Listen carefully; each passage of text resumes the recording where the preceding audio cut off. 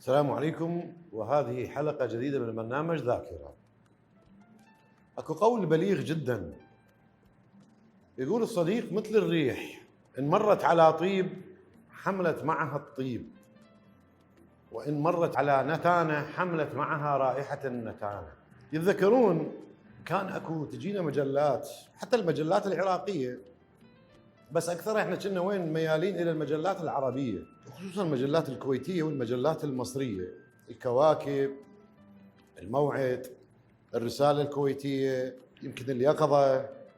شبيها بيها باب اسمه باب التعارف، واحد ينشر صورته ومعلومات بسيطة عنه ما تتجاوز سطرين ثلاثة، وصندوق البريد أو عنوانه البريدي، ويكتب هواياته، حتى اللي متشابهين متقاربين الهوايات يتراسلون بيناتهم. وأكيد من ضمن المراسلة هواية التعارف. هسه أغلب أبناء هذا الجيل يضحكون على هاي القضية.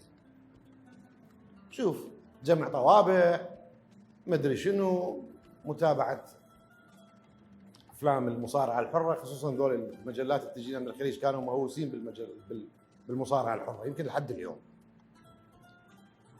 قارنت بين ذاك اليوم واحد يعني يتفاخر يقول: أنا هسه عندي قبضت صفحتي أكثر من صفحتي بالفيسبوك، أكثر من 5000 صديق. هسه قلت له: يا أستاذ فلان، حسيته 5000، ايش قد منهم ذول ال 5000 تعرف منهم على أرض الواقع؟ وكلمة صديق مو سهلة، مو هينة. صديق هسه صديق والله أخوك، مفروض عليك هو أخوك لأن ابن أمك وأبوك، يعني هو مو أنت اللي اختاريته، هاي صلة قرابة وصلة دم.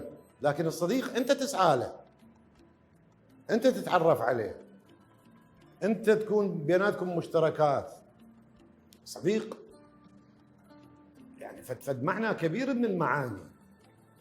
قال: والله يمكن 3 4 أعرفهم، الباقين هذا العالم الافتراضي، وبدأ ينظر لي عن العالم الافتراضي. زين، هذا العالم الافتراضي 5000 نفر، انت هسه نصهم 2.5 يمكن ولا مرة متحاكين أو متراسلين على أي وسيلة من وسائل التواصل، سواء إذا كان ماسنجر وإذا غيره. إنه طلعت القضية أكبر، أنا مو كلش قوي بهاي وسائل التواصل، طلعت الانستغرام توصل القضية ملايين. زين، أنت على أساس شنو مثلا هذا تسميه صديق أو تسميها صديقة؟ غير أكو مثلا مشتركات، هسه مو بس مشتركات فكرية أو إنسانية أو عقلية أو شو سميها صديق. احنا من كنا خصوصا البداية، يعني من تعبر الخامس ابتدائي، من بالرابع ابتدائي، أقرب صديق لك يكون ابن الدربونة، ابن القطاع، وابن المدرسة. واحنا من دامنا من منطقة واحدة دائما نصير بمدرسة واحدة، فذول قومتنا وقعدتنا ولعبنا، نلعب سوا بهالساحات هذه، لو طوبة لو جميدان لو هاي الالعاب مالتنا اللي هسه ما تتذكروها. لو احكي عبالكم احكي سنسكريتي، إيه، بس ابناء ذاك الجيل يتذكروها. هسه هي المشكله مو هنا، المشكله اكو جيل بعد ما واصل مرحله المراهقه، بعد حاير بين المراهقه والطفوله. هذا عنده كم كلش كبير من الاصدقاء، وذول الاصدقاء صوت وصوره على مختلف وسائل التواصل. النوبه دخلت الصوت والصوره بالالعاب مثل البوبجي، تحكي وياه. زين، هاي الاهل منين لهم سيطره؟ بالله ذول الجيل الكبير هو حر باختياراته وهو مسؤول عن خياراته. بس انا احكي على هاي ذول اللي بهذا العمر، الام والاب، ذول شلون يسيطرون؟ هذا تليفونه بجيبه والعالم تلتهي له، الناس تنام وهذا باقي. اشكال من البشر، اشكال من الامزجه، اشكال من السلوكيات، لا وازيدك من الشعر بيت، اشكال من الجنسيات الاجنبيه وغير العربيه. والله يعني العربي تلتقي وياه على عادات وعلى تقاليد وعلى اكو قيم. هسه ما اقول لك العالم الاخر بلا قيم، لا، لهم قيمهم، لكن قيمهم مختلفه، احنا صعب نتكيف وياها.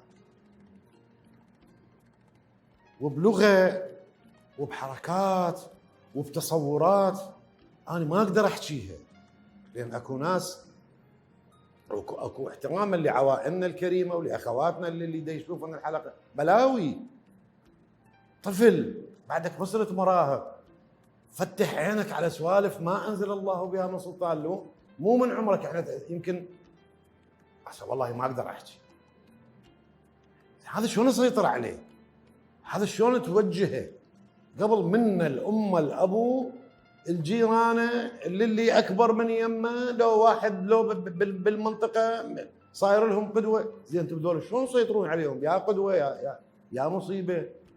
ملايين من الاشكال والبشر، تيك توك وغير التيك توك وفشار خل احكيها وايماءات ما يعرف هو يحكيها مثل الببغاء وما يعرف شنو معانيها. هذا الجيل الله يساعده على نفسه والله يساعدنا على تربيته، هذه مشكله. وبعدين من نجي ونقول جيل والجيل الاول احسن، عم احنا مو احسن منهم، بس احنا هاي الوسائل ما موجوده بوقتنا. وابهاتنا كانوا يطلع الصبح وبثلاثة الظهر هو عند اهله، فيشوف الابن ويتابعه، هذا ويا من طلع ودا من قعد ويا من. زين هذا هسه نبي يطلع محبوس بالبيت، وانت عبالك محبوس بالبيت، لا هو الدنيا كلها مفتوحه قدامه، ما محبوس بالبيت. الكون كله مفتوح قدامه ويشوف كل شيء ويسمع كل شيء. الله يساعد هذا الجيل على نفسه، الله يساعدنا على القادم. انا ما اعرف شنو الحل وما اعرف شنو يعني، بس اقول اللي عندهم اولاد وبنات بهذا العمر خلي ينتبهون، والله يساعدهم على قد ما يقدرون يتابعون، خلي يتابعون، لان المصيبه كبيره. انا يمكن افكاري مشتته، لكن نريد يعني اعتقد وصلت اللي اريد اقوله واللي يدور بذهني. شكرا جزيلا لكم وأوعدناكم.